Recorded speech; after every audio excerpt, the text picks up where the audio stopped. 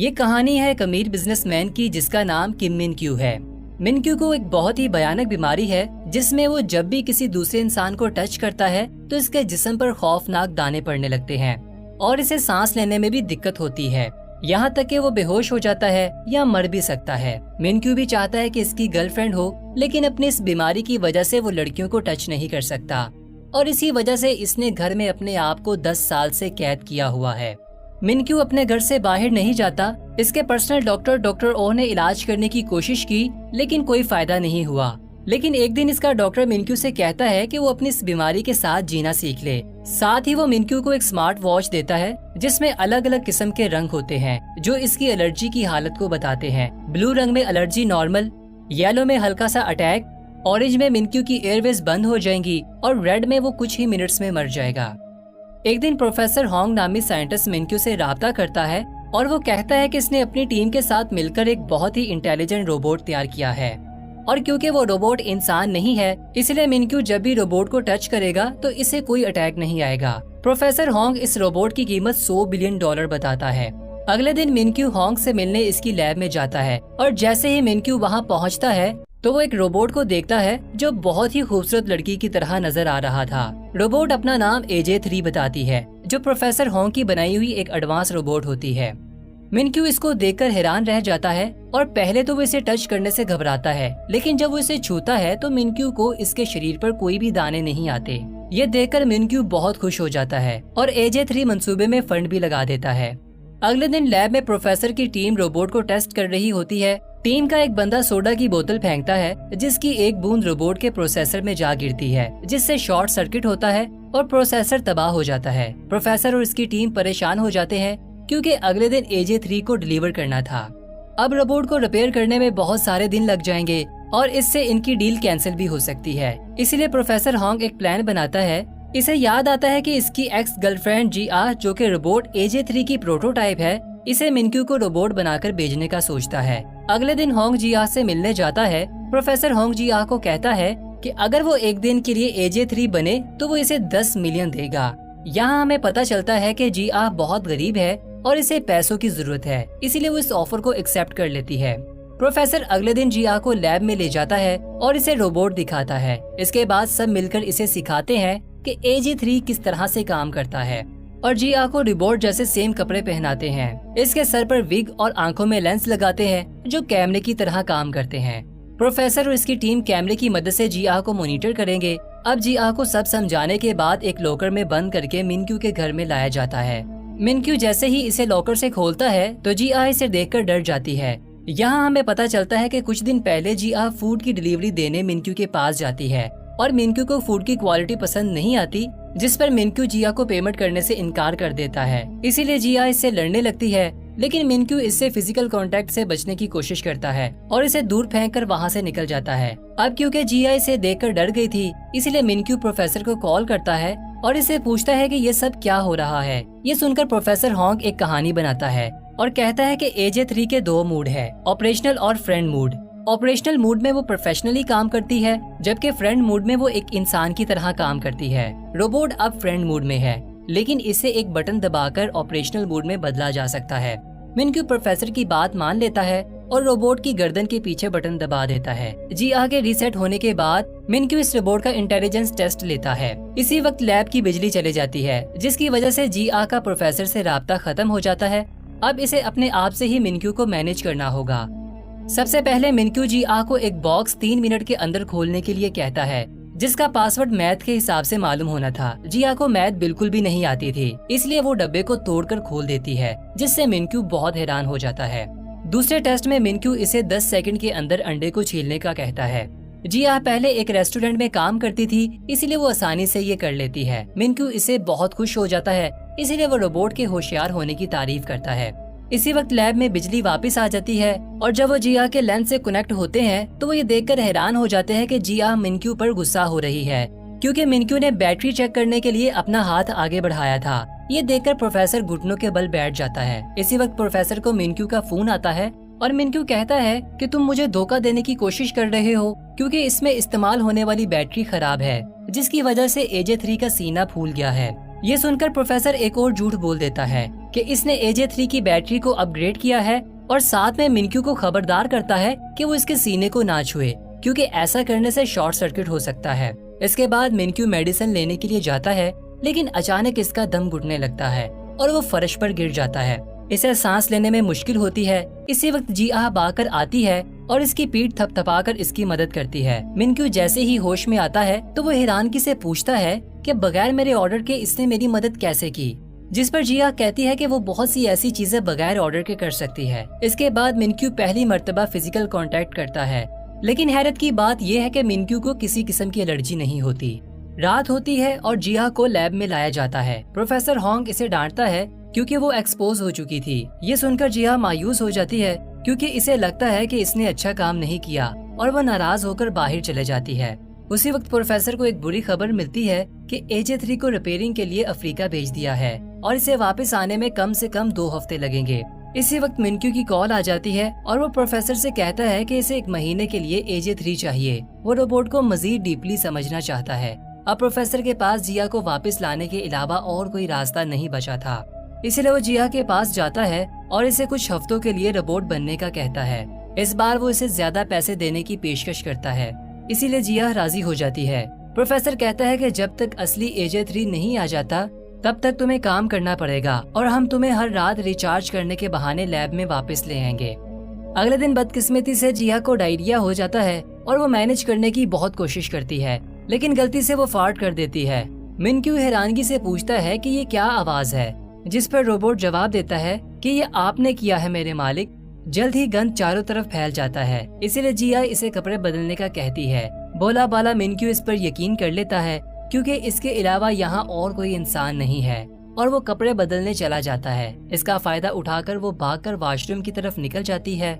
मिनक्यू जल्दी से वापस आ जाता है और वो देखता है कि रोबोट गायब है। वो इसे घर में ढूंढने लगता है और आखिरकार वो देखता है कि जिया इसके महंगे परफ्यूम से टॉयलेट को साफ कर रही है। मिनक्यू ये देखकर हैरान हो जाता है और कहता है कि रोबोट तो पानी को हाथ नहीं लगाते, तो तुम ये सब कैसे कर रही हो। इस वक्त जिया झूठ बोल देती है कि वो एक एडवांस रोबोट है जो इन सभी कामों में माहिर है। जब मिनक्यू जाने वाला होता है तो वो नोटिस करता है कि जिया के चेहरे पर पसीना आ रहा है।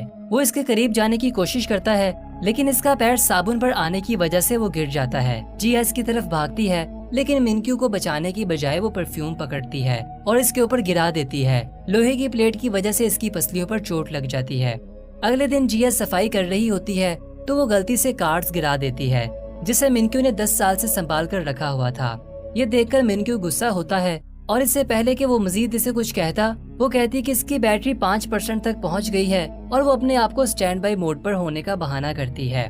इसके बाद मिनक्यू प्रोफेसर होंग से मिलता है और इसे कहता है कि रोबोट की गलतियों की वजह से वो बहुत परेशान हो गया है, लेकिन प्रोफेसर इसे कहता है कि इसे और डीप रिसर्च के लिए वक्त दिया जाए और मिनक्यू इस पर राजी हो जाता है। अगले दिन मिनक्यू का बहुत खसूसी मेहमान आने वाला था, इसलिए वो जिया को बाहर आने से मना करता है। वो कोई और नहीं बल्कि रिया इसकी पहली मोहब्बत थी। मिनक्यू इसे देखकर बहुत खुश होता है, लेकिन जब रिया इसके कंधे पर हाथ रखती है तो मिनक्यू के जिस्म पर एलर्जी होने लगती है और वो ये सब रिया से छुपाने की कोशिश करता है। इसके बाद वो एक इम्पोर्टेंट मीटिंग का बहाना बनाकर घर की तरफ भागता है ताकि वो किसी तरह इस कमरे में पहुंच जाए जहां इंजेक्शन रखा हुआ था। मिनक्यू बहुत कमजोर हो चुका था और वो सिरिंज पकड़ने में नाकाम रहता है। तभी जिया देखती है कि मिनक्यू जमीन पर लेटा हुआ है और इसे सांस लेने में मुश्किल हो रही है। इसी वक्त सीन शिफ्ट होता है और हमें वो वक्त दिखाया जाता है जब मिनक्यू को एलर्जी नहीं थी और मिनक्यू के लिए सब कुछ नॉर्मल था। छोटा मिनक्यू जब कार्ड्स का पहला घर बनाता है तो इसके पेरेंट्स बहुत खुश होते हैं। अगले सीन में हर कोई मिनक्यू के जन्मदिन पर इसकी पार्टी पर आया होता है। पार्टी के बाद सब कार में वापस जा रहे होते हैं, तभी एक बलून इसके बाप के सामने आ जाता है, जिसकी वजह से सामने आने वाला ट्रक इन्हें टक्कर मार देता है। अगले सीन में मिनक्यू हॉस्पिटल में उठता है। छोटा मिनक्यू अपने पेरेंट्स के लिए रो रहा होता है जो दोनों हादसे में मर गए थे। दिन के वक्त बहुत सारे रिश्तेदार इससे मिलने आते हैं और इसका बड़ा बनने की कोशिश करते हैं, लेकिन असल में वो इसके बाप के पैसे का वारिस बनना चाहते थे। लेकिन जब मिनक्यू बाथरूम में जाता है तो इसे जेब से एक नोट मिलता है जिसमें लिखा होता है कि किसी भी पेपर पर सिग्नेचर नहीं करना। अगले दिन यूचुल नामी इसका एक दोस्त आता है और मिनक्यू के हाथ में एक अडॉप्शन पेपर देता है कि इसे इसके बाप ने भेजा है और अच्छा होगा कि अगर वो इसका भाई बन जाए। मिनक्यू थोड़ी देर सोचता है और आखिरकार वो कागजात पर सिग्नेचर कर देता है। यूचुल अपने दोस्त का हाथ पकड़ता है, लेकिन जब मिनक्यू नीचे देखता है तो यूचुल का हाथ शैतानी पंजे में बदल रहा था। मिनक्यू डरकर वहाँ से भाग जाता है और देखता है कि यूचुल ने जहाँ से इसे पकड़ा था वहाँ अजीब से छाले पड़ने लगे हैं। थोड़ी देर बाद यूचुल अपने बाप के पास वापस जाता है और इसे कागजात देते हुए कहता है कि काम हो गया है। लेकिन जब इसका बाप आखिरी सफा देखता है तो इसे पता चलता है कि मिनक्यू ने सिग्नेचर की जगह कुछ और लिख दिया है। इसके बाद छोटा मिनक्यू एक खाली हवेली में जाता है और इस दिन के बाद वो दूसरे इंसानों से दूर रहता है, क्योंकि हर कोई इसकी प्रॉपर्टी हड़प करना चाहता था और वो दूसरे इंसानों को नाले का कीड़ा समझने लगा था, जिसकी वजह से इसे एलर्जी होने लगी थी। इसके पर्सनल डॉक्टर के अलावा एलर्जी के बारे में कोई नहीं जानता था। सीन दोबारा प्रेजेंट में आता है। मिनक्यू जागता है और अपने साथ जिया को पाता है। मिनक्यू इसे बताता है कि इसने ख्वाब देखा है जिसमें लोग इसके पीठ पीछे छुरा घोंप रहे हैं। इसके बाद वो ये जानकर हैरान हो जाता है कि वो बिल्कुल नॉर्मल हालत में है। इसलिए वो जिया का शुक्रिया अदा करता है क्योंकि इसने इसे इंजेक्शन दिया था। जिया और मिनक्यू एक दूसरे के साथ ज्यादा वक्त गुजारने लगे थे और इनका रिश्ता मजीद गहरा होता जाता है और वो एक दूसरे के करीब होते जाते हैं। एक दिन मिनक्यू इसे कहता है कि वो इसके साथ रिया की डेट पर जाए। वो दोनों एक दूसरे के साथ बहुत देर तक बैठते हैं। जैसे ही रिया वहाँ से जाने लगती है तो वो मिनक्यू को हाथ मिलाने का कहती है और फिर मिनक्यू डरते हुए इसका हाथ पकड़ लेता है, जिसकी वजह से इसे एलर्जी शुरू हो जाती है और सांस लेने में तकलीफ होने लगती है। और जब वो अपना इंजेक्शन पकड़ता है तो वो इस सोच में पड़ जाता है कि इसे ये सिरिंज लगाना चाहिए या नहीं, क्योंकि वो इस बेकार जिंदगी से थक चुका था। इसकी स्मार्ट वॉच तेजी से बीप करने लगती है। जिया इसके पास आती है और वो होश में आ जाता है। जब जिया मिनक्यू को देखती है तो मॉनिटर नॉर्मल हो जाता है। मिनक्यू इंजेक्शन के बगैर ठीक हो जाता है। थोड़ी देर बाद वो दूसरे अपार्टमेंट में वापस जाने का फैसला करते हैं, लेकिन जब वो जा रहे होते हैं तो एक बंदा गलती से मिनक्यू से टकरा जाता है और वो चेक करने के लिए कि मिनक्यू ठीक है इसे पकड़ लेता है। लेकिन हैरानगी की बात ये है कि इसे एलर्जी नहीं होती। ये देखकर मिनक्यू ज्यादा हजूम में जाने का फैसला करता है ताकि वो खुद को चेक कर सके, क्योंकि ऐसा इसने 10 सालों में नहीं किया था। जैसे ही वो बाहर निकलते हैं एक बच्चा मिनक्यू के हाथ से टकराता है, लेकिन दोबारा कुछ नहीं होता। फिर दोनों एक बहुत बड़े हजूम में जाते हैं जहां मिनक्यू के साथ वाला शख्स इसका हाथ पकड़ता है और मिनक्यू मॉनिटर पर देखता है कि सब ठीक है। ये देखकर मिनक्यू की आंखों में पानी आ जाता है। इसके बाद वो डॉक्टर ओ को फोन करता है और रोते हुए कहता है कि इसकी एलर्जी खत्म हो गई है। तभी एक शख्स इससे टकरा जाता है, जिसकी वजह से मॉनिटर बीप करने लगता है।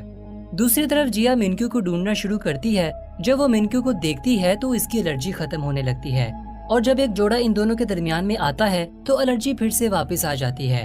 मिनक्यू अपने डॉक्टर को बताता है कि कोई यहाँ पर है जिसे मैं देखता हूँ तो एलर्जी खत्म हो जाती है, और जब इसे नहीं देख पाता तो एलर्जी फिर से वापस आ जाती है। इसके बाद जिया मुस्कुराती है और मिनक्यू कॉल बंद कर देता है और जिया को गले लगा लेता है और कहता है कि मैं तुम्हारे लिए दुनिया की सबसे बड़ी बैटरी खरीदूंगा। इसके बाद वो डॉक्टर ओ से फोन पर बात करता है और इसे कहता है कि अब वो बिल्कुल ठीक है। डॉक्टर भी हैरान है कि पहली बार मिनक्यू को एक इंसान के टच करने के बाद इंजेक्शन की जरूरत नहीं पड़ी। इसके बाद मिनक्यू जहाँ भी जाता है वो जिया को अपने साथ ले जाता है और इसे अपना सबसे अच्छा दोस्त समझता है। इसी दौरान एजे रोबोट रिपेयर हो जाता है, लेकिन इसे प्रोफेशनली काम करने के लिए कुछ वक्त लगेगा। प्रोफेसर कहता है कि एजे 3 कुछ दिन के बाद बिल्कुल ठीक हो जाएगा। जिया, जिसे मिनक्यू के साथ रहने की आदत पड़ गई थी, वो ये खबर सुनकर उदास हो जाती है। एक दिन मिनक्यू जिया को एक रेस्टोरेंट में ले जाता है, लेकिन इसे एक अलग मेज पर अकेले बिठा देता है। फिर वो रिया और इसके बाप को मिलता है। वो तीनों बातें कर रहे होते हैं तो वो दूर बैठी जिया परेशान नजर आती है। कुछ देर के बाद जब मिनक्यू इसे लेने आता है तो वो इसे नजरअंदाज करती है और चले जाती है। अब मिनक्यू तभी सेफ है जब वो जिया के पास हो, लेकिन एक दिन वो अकेला एक गैस स्टेशन पर जाता है और अटेंडेंट पीछे डिक्की में क्रेडिट कार्ड उठाता है। जब वो क्रेडिट कार्ड वापस करता है तो मिनक्यू की उंगली पर टच करता है, लेकिन इस पर ध्यान नहीं देता और वहाँ से चला जाता है। थोड़ी दूर जाने के बाद इसे याद आता है कि अटेंडेंट के हाथ के टच करने के बाद इसे कुछ भी महसूस नहीं हुआ और मॉनिटर बिल्कुल नॉर्मल है, हालांकि जिया भी इसके साथ नहीं है। इसके बाद क्यूमिन अपने प्रोफेशनल डॉक्टर को मिलने जाता है और इसे पिछले 10 सालों से इसकी मेहनत का शुक्रिया अदा करता है कि वो अब बिल्कुल ठीक हो गया है। इसके बाद डॉक्टर क्यूमिन से कहता है कि वो एजे 3 को वापस भेज सकता है क्योंकि अब वो मुकम्मल ठीक हो गया है। अगले दिन क्यूमिन प्रोफेसर के पास जाता है और कहता है कि वो रोबोट से मोहब्बत करता है। प्रोफेसर कहता है कि वो एक रोबोट के बारे में बात कर रहा है जो पहले से प्रोग्राम किया गया था। ये सुनकर मिनक्यू कहता है कि वो पागल हो रहा है और प्रोफेसर से इसका हल पूछता है। अगले दिन प्रोफेसर मिनक्यू के पास आता है और इसे कहता है कि एक रास्ता है, अगर वो एजे 3 को रीसेट कर दे, इसी तरह वो सब कुछ भूल जाएगी और तुम अपनी जिंदगी में आगे बढ़ सकोगे। मिनक्यू उदास हो जाता है, लेकिन वो जानता है कि अब यही रास्ता बचा है। इसके बाद जीहा भी ये खबर सुनती है और वो भी परेशान हो जाती है। जीहा आखिरी बार AJ3 के कपड़े पहनती है। अगले सीन में हम देखते हैं कि जीहा मिनक्यू के सामने खड़ी है और बर्फबारी हो रही है और मिनक्यू इसे आखिरी बार सैर के लिए ले जाता है और वापस हवेली में ले आता है। आखिरकार वो एक दूसरे का सामना करते हैं। मिनक्यू इसका शुक्रिया अदा करता है। ये सुनकर जीहा की आंखों में आंसू आ जाते हैं। इसके बाद मिनक्यू जीहा के पास जाता है और इसे अपनी माँ का हार निकालकर जीहा के गले में डाल देता है। इसके बाद वो इसे गले लगाता है और मिनक्यू रीसेट का बटन दबा देता है। लैब में असली AJ3 रिपोर्ट करता है कि मिनक्यू का फोल्डर डिलीट कर दिया गया है। रात को मिनक्यू और जीहा सोते वक्त रोते हैं। जीहा इतनी रोती है कि अगली सुबह वो बीमार पड़ जाती है। इसे हॉस्पिटल ले जाया जाता है और हम देखते हैं कि इसने अभी भी मिनक्यू की माँ का हार पहन रखा है। इसके बाद वो दोनों अपनी जिंदगी में आगे बढ़ जाते हैं, जहाँ जीहा अपनी दादी के शहर चली जाती है, जबकि मिनक्यू रिहा के साथ शादी की तैयारी करता है। एक दिन मिनक्यू ट्रेन पर चढ़ता है, जहाँ वो AJ3 जैसा चेहरा देखता है और वो सोचता है कि ये वही सेम रोबोट है। दोनों एक दूसरे के आमने सामने बैठने के बावजूद कुछ भी बात नहीं करते, क्योंकि जीहा को मिनक्यू के साथ बोलने से मना किया गया था। लेकिन मिनक्यू को शक होता है कि ये वही रोबोट है, इसीलिए वो प्रोफेसर को फोन करता है और कहता है कि इसने AJ3 जैसा चेहरा देखा है। जिस पर प्रोफेसर कहता है कि इसने रोबोट को किसी ऐसे शख्स पर बनाया था जो इसका जानने वाला था। मिनक्यू कहता है कि क्या वो इससे बात कर सकता है, जिस पर प्रोफेसर इसे मना करता है। प्रोफेसर के मना करने के बावजूद भी ये इसका पीछा करता है और इसके साथ बात करने का कहता है, जिस पर जीहा मसरूफ होने का बहाना करती है। लेकिन मिनक्यू इसका इंतजार करने के लिए बैठ जाता है। इसी दौरान जीहा जल्दी से किचन में जाती है और अपने गले से हार उतारकर प्लेट में छिपा देती है। बहुत सारा टाइम गुजर जाता है, लेकिन मिनक्यू अभी भी वहाँ पर बैठा होता है, जिसकी वजह से जीहा इससे बात करने पर मजबूर हो जाती है और वो इसे बताती है कि इसने 4 साल पहले डॉक्टर होंग से पैसे लिए थे और तुम्हारे सामने रोबोट होने का नाटक किया था। मिनक्यू इससे मजीद पूछने की कोशिश करता है, लेकिन जीहा इसे कहती है कि वो यहाँ से चला जाए, वरना वो पुलिस को कॉल करेगी। मिनक्यू चालाकी से इसकी दादी से पूछता है कि क्या इसके पास रहने के लिए कमरा है, जिस पर वो औरत हाँ कह देती है और इसे रात को यहीं पर रहने देती है। अगले कुछ दिनों तक वो दादी के साथ अच्छे ताल्लुक बना लेता है, साथ ही जीहा की तवज्जो भी हासिल कर लेता है और इसे अपने साथ गुजारे वक्त की याद दिलाता है। एक दिन मिनक्यू रेस्टोरेंट पर जाता है और इसे पता चलता है कि जीहा यहाँ से जा चुकी है, इसीलिए वो यहाँ इसे हर जगह ढूंढने लगता है। आखिरकार वो इसे ढूंढ लेता है और इसे देखकर जीहा जल्दी से नेकलेस को छुपा लेती है, लेकिन वो नेकलेस देख लेता है। ये जानकर के इसके साथ धोखा हुआ है, इसे बहुत बुरा फील होता है, लेकिन इससे पहले कि वो इसे कुछ कहता, इसकी एलर्जी दोबारा से जाहिर होने लग जाती है और मॉनिटर डेड पर पहुंच जाता है, जो पहले कभी ऐसा नहीं हुआ था। आखिरी सीन में वो जमीन पर गिर जाता है और इसके बचने के इम्कान बहुत कम होते हैं। यहाँ पर यह दिलचस्प मूवी खत्म हो जाती है।